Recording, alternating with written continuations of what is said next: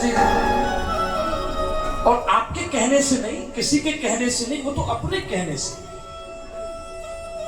सब उतार दे। लेकिन मैं ये कहना चाह रहा हूं, ये जो अंगूठी है ये काय की अंगूठी है? आपके हाथ में जो पहनी है बहनों, काय की अंगूठी है? सोने की। अच्छा, जब ये अंगूठी नहीं थी तो क्या था? बोलो जोर से। सोना था। अब जब अंगूठी बन गई तो अंगूठी के रूप में क्या है? काय की अंगूठी है? सोने की। अच्छा, तुम्हें गुस्सा आ गया, तुम्हें क्रोध आ गया और तुमने अंगूठी को तोड़ दिया, तो फिर अंत में क्या बचा? आकार ही तो नष्ट हुआ, धातु तो नष्ट नहीं हुई। मैं तो ये कहा करता हूं कि मुसीबत में शरीफों की शराफत कम नहीं होती, और करो सोने के 100 टुकड़े तो कीमत कम नहीं होती। तो जब ये अंगूठी नहीं थी तो सोना था, और जब ये अंगूठी बन गई तो अंगूठी के रूप में सोना ही है, और जब ये नहीं रहेगी तो अंगूठी भले ही न रहे, सोना तो बात पल्ले पड़ रही है कि नहीं? ये थोड़ा और समझाऊं, थोड़ा और समझाता हूं। सबके घरों में वो होता है ना घड़ा, आपके यहाँ है, अब तो सबके यहाँ फ्रिज आ गया है, लेकिन हमें ऐसा लगता है कि निश्चित ही घड़े का पानी सबको पीना चाहिए। ये फ्रिज अच्छा नहीं है। ये जो हर चीज को हम फ्रिज कर रहे हैं, फ्रिज कर दो भाई, फ्रीजिंग कर दो इसकी, इसको थोड़ी कूलिंग बढ़ा दो भैया। टमाटर 10 दिन तक नहीं सड़ेगा। आलू को फ्रीज कर दो भाई, मिठाई को फ्रीज कर दो। आप भ्रम में जी रहे हैं, आप कंफ्यूज हो रहे हैं। सारी चीजें फ्रिज नहीं कर देनी है। घड़े का पानी हमको पीना चाहिए। तो पहले घड़ा होता था, आपके यहां है कि नहीं? हमारे ब्रज में घड़ा को कहते थे चपटा। आपके यहां मटका, हमारे यहां चपटा बोलते थे उसे। तो हम एक बार चिंतन कर रहे थे कि भाई ये जब घड़ा नहीं था तो ये क्या था? जब ये घड़ा नहीं बना था तो ये क्या था? मिट्टी। और ऐसी मिट्टी था जिस मिट्टी से हम हजारों बार निकल गए। खूब उस मिट्टी को हमने खोदा रौंदा, हजारों बार निकल गए, लेकिन उसी मिट्टी पर किसी कुम्हार की नजर पड़ गई। उसी मिट्टी पर किसी कुम्हार की नजर पड़ गई, और वो अपनी कला में इतना पारंगत था कि जो मिट्टी हमारे लिए बिल्कुल बेकार थी, उसने उसी मिट्टी को उठा करके उसका एक आकार बना दिया, और उसी को तुम लोग घड़ा कहने लगे। अब मिट्टी मिट्टी नहीं रह गई, अब क्या हो गया? अब तो घड़ा बन गया। लेकिन जब घड़ा नहीं था तो मिट्टी थी, और अब जब घड़ा बन गया है तो घड़े के रूप में क्या है? काय का घड़ा है? मिट्टी का। अब तुम लेके आ रही थी पानी पनघट से, कुएं से पानी भर के ला रही थी, अचानक पैर फिसल गया, बरसात हो रही है, सो पैर फिसल गया, घड़ा नीचे गिर गया, घड़ा फूट गया, तो अंत में क्या बचा? क्या बचा? मिट्टी बची, घड़ा ही ना फूटा। ये वेदांत की बात है।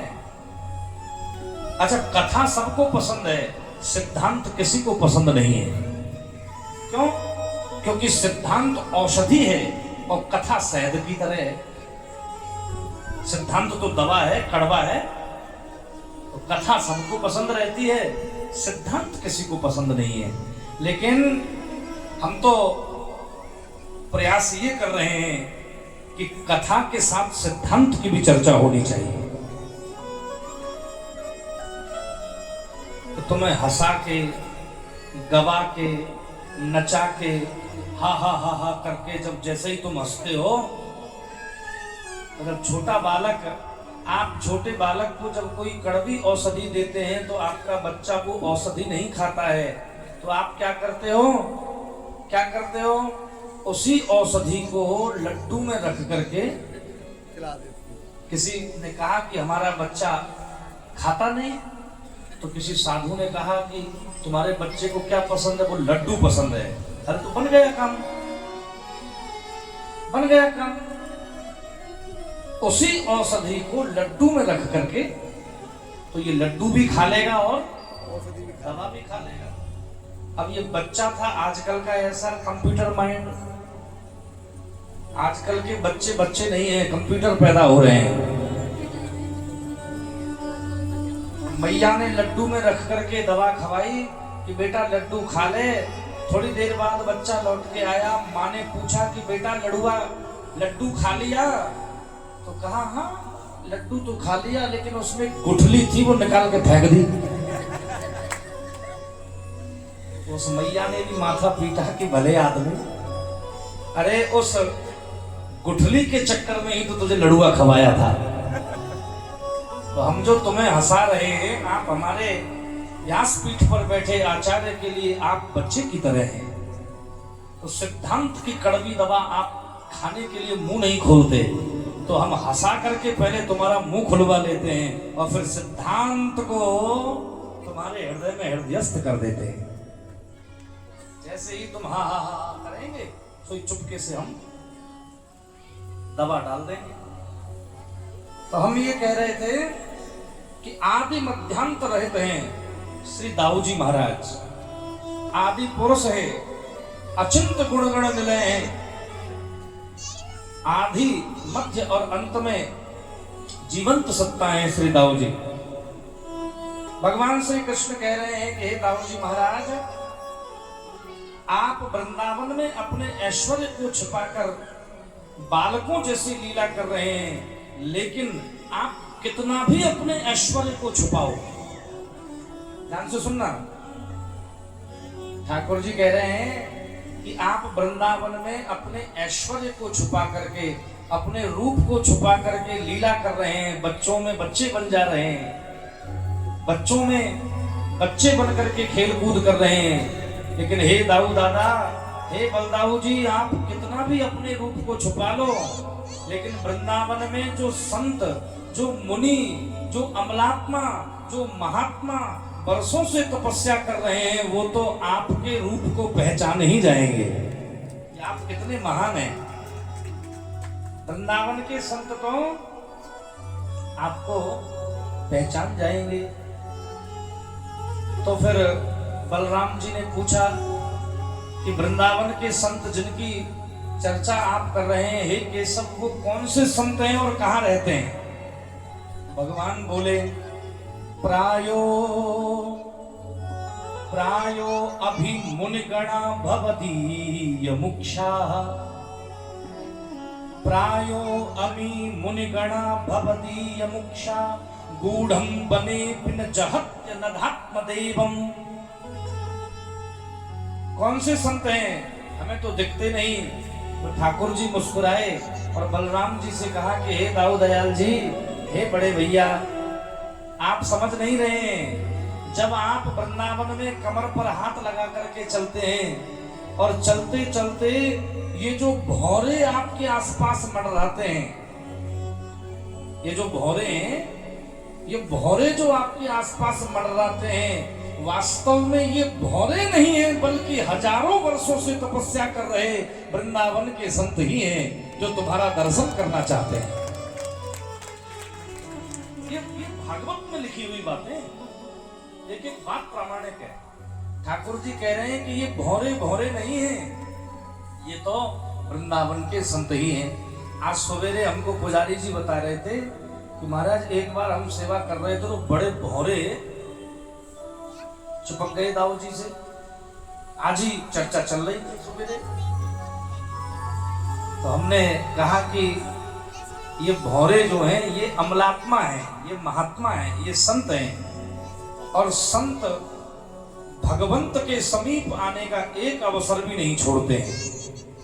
संत भगवंत के समीप आने का एक अवसर भी नहीं छोड़ते। भगवान ने बलभद्र श्री दाऊजी महाराज की प्रशंसा करते हुए कहा कि हे दाऊ दादा, जरा इस हिरणी को देखिए।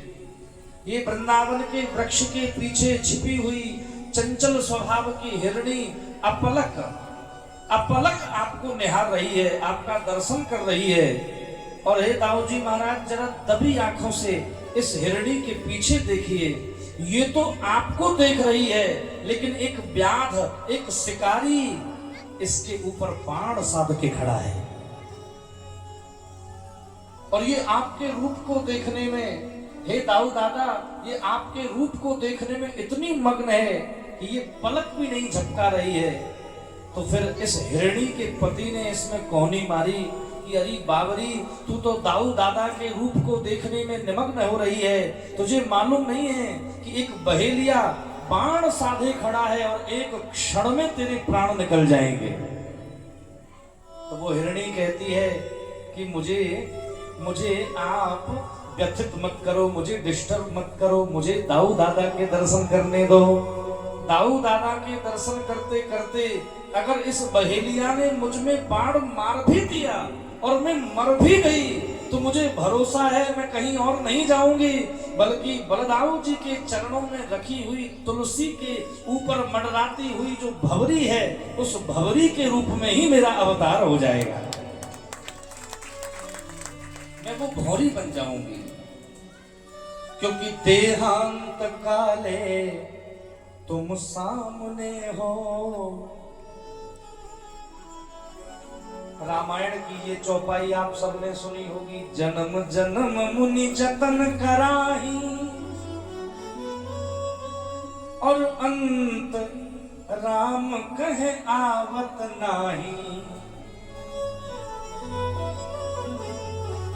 जब तुम्हारी मृत्यु होगी, ए मैया, मेरी बहनों, मेरे बुजुर्गों, जब मृत्यु का समय आता है तो पुण्य याद नहीं आते। क्या याद आते हैं? क्या याद आते हैं?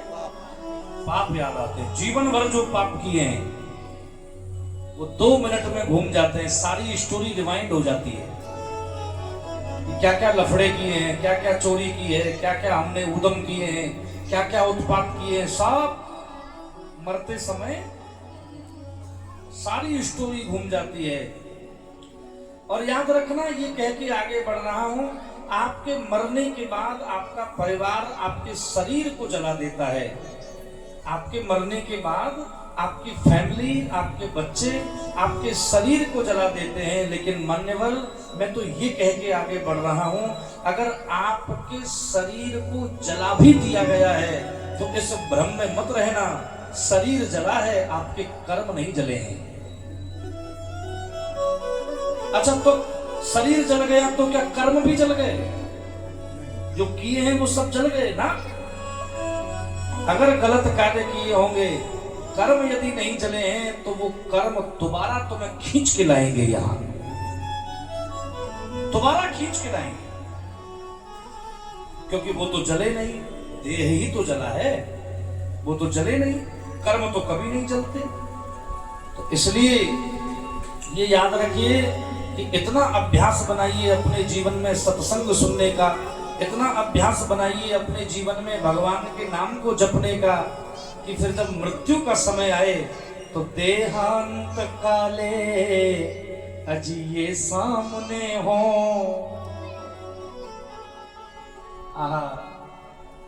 मुरली बजाते मेरे मन को लुभाते, यह गीत गाकर तन्नाथ त्यागूं। अब एक लाइन आप सबको बोलनी है, बोलो, गोविंद दामोदर माधवेति। बोलो,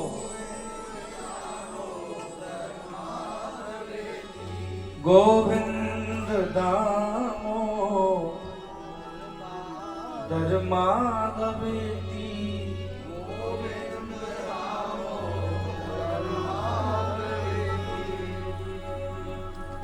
सबलगढ़ वालों, एक बहुत सरल उपाय बता के जा रहा हूं, आप भले ही नोट कर लो, लिख लो, लिखी हुई चीज दोबारा याद आ जाती है।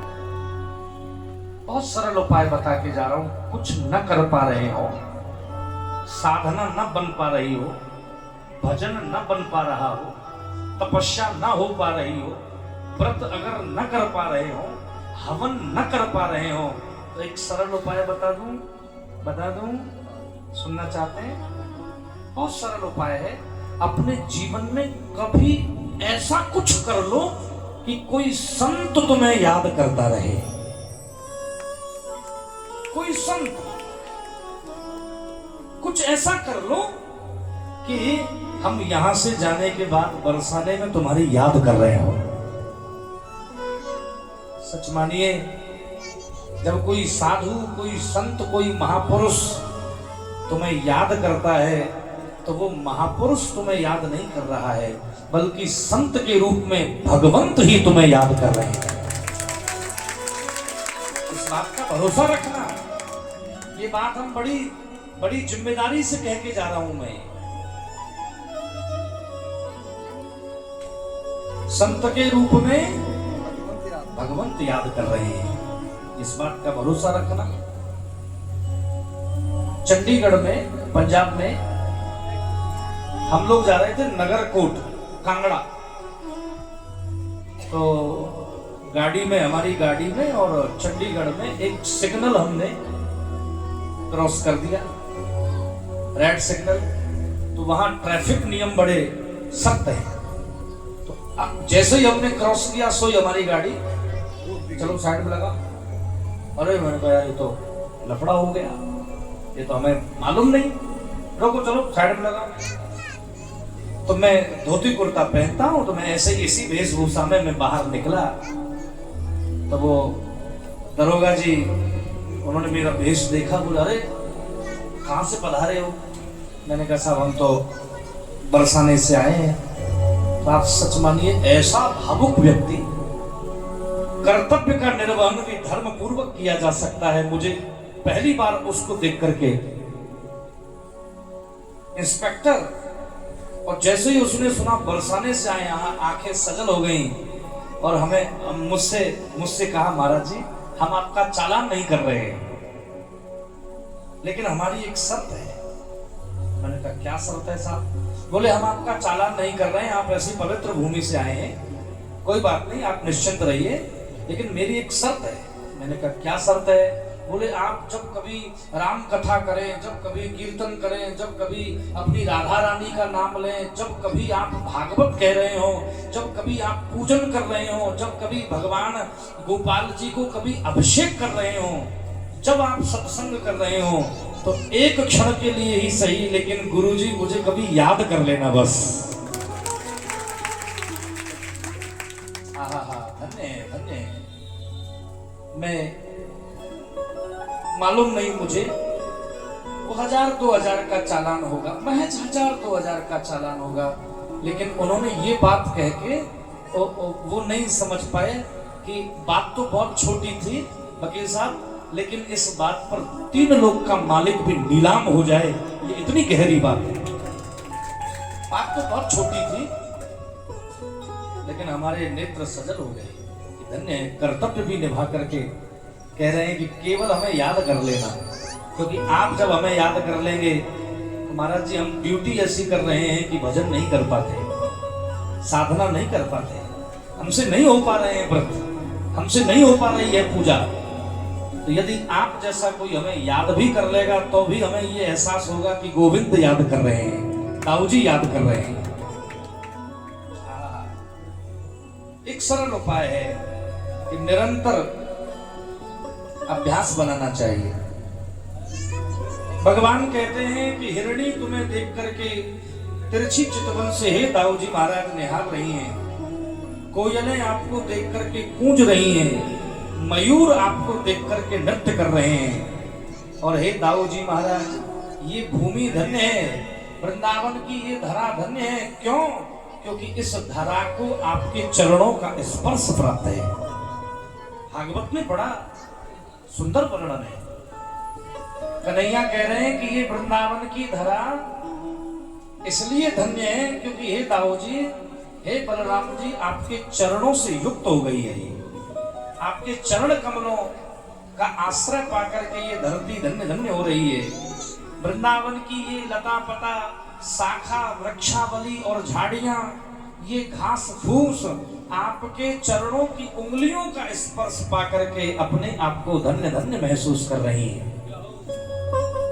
कितना सुंदर वर्णन है।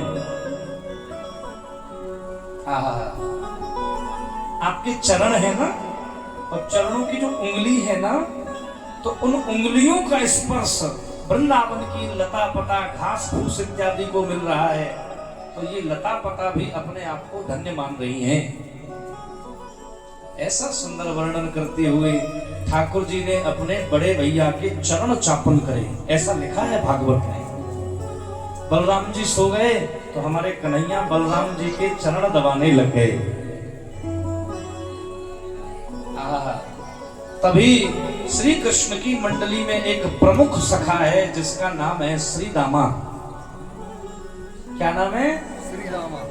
श्री दामा ने आकर के बलराम जी को जगाया कि हे दाऊ जी महाराज, आप यहाँ सो रहे हो और वहां एक वन है जिसका नाम है ताल वन। क्या नाम है? ताल वन। मथुरा के पास आप जब संभवतः मथुरा से भरतपुर की ओर जब चलेंगे, तकरीबन 7-8 किलोमीटर चलने के बाद एक गांव है जिसका नाम है तारसी। क्या नाम है? तारसी। और उसी तारसी गांव का प्राचीन नाम है तालवन। तो श्री दामा ने कहा कि आप यहाँ सो रहे हो हे बलभद्र जी, हे दाऊ जी महाराज, वहां उस तालवन में धेनुकासुर नाम का एक राक्षस आ गया है। और न केवल धेनुकासुर बल्कि उसने अपनी सारी मित्र मंडली को वहां बुला लिया है।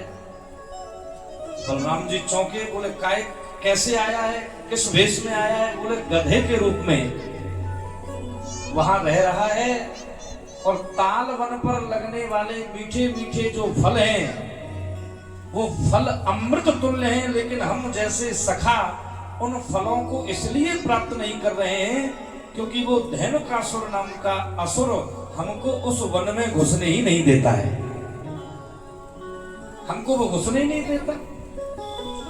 तो बलराम जी ने कन्हैया को देखा और दोनों कृष्ण बलराम बड़ी जोर से ठाका मार करके हंसे और कन्हैया को साथ में लेकर के श्री दाऊ जी महाराज तालवन में आ गए। तालवन में आकर के बलराम जी ने एक हाथ से एक ताड़ के वृक्ष को पकड़ा और ऐसे करके उसको हिलाया। तो जैसे ही बलराम जी ने उस वृक्ष को हिलाया, सो जितने फल उस वृक्ष पर लग रहे थे वो सब के सब वृक्ष, वो सारे फल नीचे आ गए। और बलराम जी ने सखाओं से कहा कि डरो मत, घबराओ मत, अब हम तुम्हारे संग खड़े हैं, खूब चकाचक फल खाओ।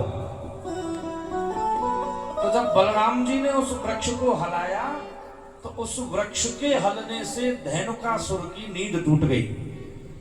धेनुकासुर को लगा कि ये कौन आ गया है, तो हवा की गति से, चूंकि गधे के रूप में है, तो बलराम जी की तरफ जोर से दौड़ा और ऐसा जोर से दौड़ा और बलराम जी के समक्ष आकर के इसने मुंह उधर कर लिया और अपना जो पृष्ठ भाग है वो बलराम जी की तरफ कर लिया।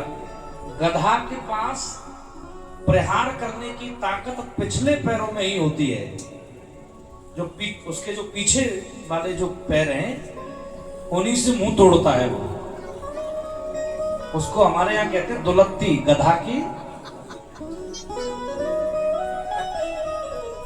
गधा की दुलत्ती बड़ी खतरनाक है।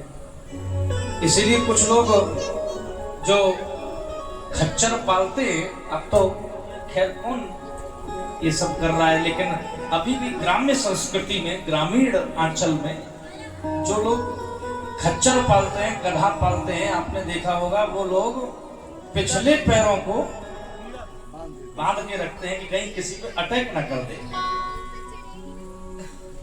और हम तो ये कहा करते हैं कि भैया चाहे कितना भी पैर बांध रखा हो गधा का, तो भी उससे बच करके ही चलना चाहिए। आचार्य चाणक्य ने कहा है, नदी नाम चा नखी नाम चा। याद रखिए, अगर कोई नदी उफान पर है तो वहां ज्यादा दुस्साहस करने की जरूरत नहीं है। नदी यदि पुल के ऊपर से बह रही है तो हो सके तो 2-4 दिन घर ही रह लो, लेकिन उस नदी से टकराने का दुस्साहस नहीं करना चाहिए। आचार्य चाणक्य कहते हैं अगर किसी के हाथ में पिस्टल लग रही है, तमंचा लग रहा है, किसी के हाथ में अगर रिवॉल्वर लग रही है, तो उससे ज्यादा मूड मारने की जरूरत नहीं है। पता नहीं कब उसका दिमाग चटके और कब ट्रिगर दब जाए, और फिर बाद में केवल आई एम सॉरी ही बचेगा। आदमी मर गया और उसके बाद भी खूब 10-20 साल केस चल रहे, तो 15 साल केस चलने के बाद भी केवल आई एम सॉरी ही बचता है, जाने वाला चला गया। बड़े बड़े केसों के राजीनामा हो गए। तो ये कितनी नीति की बात है कि जहां नदी उफान मार रही हो वहां नहीं जाना चाहिए। किसी के हाथ में शस्त्र हो उससे ज्यादा बहस नहीं करनी चाहिए। जो तुम्हारी गाड़ी चला रहा है, जो तुम्हारा ड्राइवर है, उसे सदैव खवा पिवा के, अब पिवाने का अर्थ दूसरा मत निकालना यहाँ, कि जिसके मन में जो भरा होता है वही सोचता है। कि आप अपने हिसाब से सोचने लगो कि अब तो महाराज जी ने भी परमिशन दे दी, खूब पिवाओ। यहाँ खवाने पिवाने का अर्थ है कि खूब संतुष्ट रखो उसे। क्यों? क्योंकि ड्राइवर है। ज्यादा अगर उसको तुमने परेशान किया तो पता नहीं कब गाड़ी 5th गियर में डाल करके और कौन से नाले में तुम्हें खुदा करके भाग जाए, क्या भरोसा है।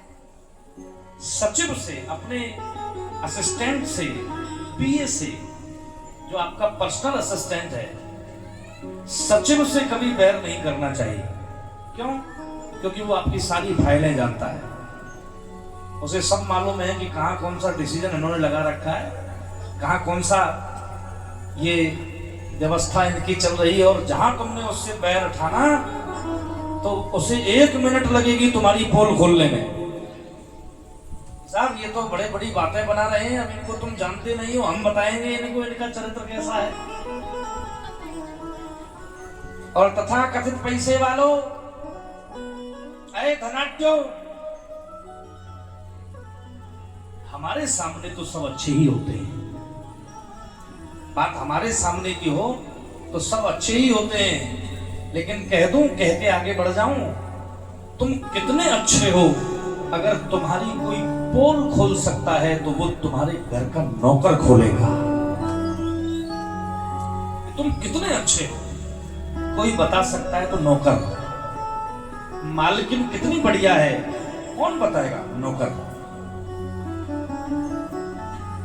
लाइव जा रहा है तो मैं नाम तो नहीं लूंगा, लेकिन एक जगह बहुत बड़े घर में कथा कर रहा था, तो उस घर के ड्राइवर से मैंने पूछा, जो हमें लेने आता था, कि मैंने कहा यार देखो सेठ जी तो कितने बढ़िया हैं, कितने उदार हैं, दोनों हाथों से देखो कथा में आनंद ले रहे हैं, बड़े उदार सेठ जी हैं। तो उस ड्राइवर ने मुंह बना लिया और कहा महाराज जी अगर तुम साहब से न कहो तो हम मन की बात कह दें। मैंने कहा कह दो। बोले महाराज ये जितने बढ़िया बन रहे हैं ये केवल तुम्हारे लिए बन रहे हैं, हमसे पूछो ये कितने बढ़िया हैं। मैंने कहा ऐसा क्या? बोले महाराज ये वही सेठ जी महाराज हैं हमारे कि इनके घर में अपने बच्चों के लिए 5-5 सब्जियां बनाते हैं और हम अनुचरों को, हम दास दासियों को शाम की रखी हुई सब्जी खवाते हैं। ये इतने अच्छे हैं। सबलगढ़ वालों एक बात ध्यान से सुनना, कुछ भी करना, कान खोल के सुनो ये बात, कुछ भी करना, लेकिन जीवन में कभी पंक्ति भेद नहीं करना चाहिए। क्या नहीं करना चाहिए? कभी पंक्ति भेद नहीं। पंक्ति भेद करने से बड़ा अपराध कोई है ही नहीं। अगर 4 जने भोजन कर रहे हैं तो चारों के प्रति आपको समान भाव रखना है। उसमें फिर आप ये मत देखिए कि ये बरसाने से आए हैं और ये सबलगढ़ से आए हैं, ये मुरैना से आए हैं, तो बरसाने से आए हैं तो इनको 2 लड्डू ज्यादा खवाओ। ना ना ना, अगर 4 लोग एक ही पंक्ति में बैठे हैं तो जितनी दक्षिणा महाराज जी को दी जा रही है उतनी ही दक्षिणा सबको मिलनी चाहिए। और उसमें ये मत देखिए कि महाराज जी तो बरसाने के हैं, महाराज जी तो अंतरराष्ट्रीय हैं, और ये तो लोकल पंडित जी हैं, इनको तो 10 ही में निपटा दें, ये तो लोकल है, तो घर के हैं, इनको ये बरसाने से आए, इनको मिले लिफाफा, ये तो लोकल है, 10 ही में निपटा दो इनको। ना ना ना, जीवन में कभी पंक्ति भेद मत करना, आपसे हाथ जोड़ के कह के जा रहा हूं, बड़ा अपराध है ये। आप निर्धारित कर लो कि आपको ईश्वर ने किस योग्य बनाया है, आप अपने आप में उसका समाधान कर लो, कोई दुराग्रह नहीं है उस बात का, लेकिन ठीक ठीक जब आप निर्धारण कर लें कि दाता ने मुझे किस योग्य बनाया है, याद रखिए इतना भी दान नहीं करना चाहिए कि किराए के कमरे में रहने की नौबत आ जाए, और इतना धन भी तिजोरी में नहीं रखना चाहिए कि नरक में जाना पड़े, इतना भी संचय मत करिए कि उसे रख करके नरक में जाना पड़े। तो बंधुओं, धेनुकासुर ने जब बलराम जी में दुलत्ती मारी तो बलराम जी ने कहा, अरे भैया ये तो मान ही नहीं रहा है। तो हमारे दाऊ जी महाराज ने जैसे ही उसने दुलत्ती मारने के लिए अपनी ये दोनों लात उठाई, तो एक ही हाथ से, भागवत में लिखा है, एक ही हाथ से श्री दाऊ जी महाराज ने धेनुकासुर के दोनों पैरों को पकड़ लिया, 2 हाथों से नहीं, एक ही हाथ से उसके दोनों पैरों को पकड़ लिया और ऐसा उसको घुमाया आकाश में। भागवत में तो मैंने ये पढ़ा है कि घुमाने से ही वो मर गया, अभी तो पटका ही नहीं। बलराम जी ने धेनुकासुर को जमीन पर नहीं पटका, केवल घुमाया, और इतनी स्पीड से घुमाया कि घूमते ही उसके प्राण निकल गए, उल्टियां कर गया, खून की उल्टी कर गया, और धम्म से बलराम जी ने जैसे ही जमीन पर पटका तो धेनुकासुर का उद्धार हो गया। बोलो भक्तवत्सल भगवान, बोलो श्री दाऊ जी महाराज, उद्धार हो गया। ऐसे हमारे दाऊ जी महाराज हैं। तो अब हमें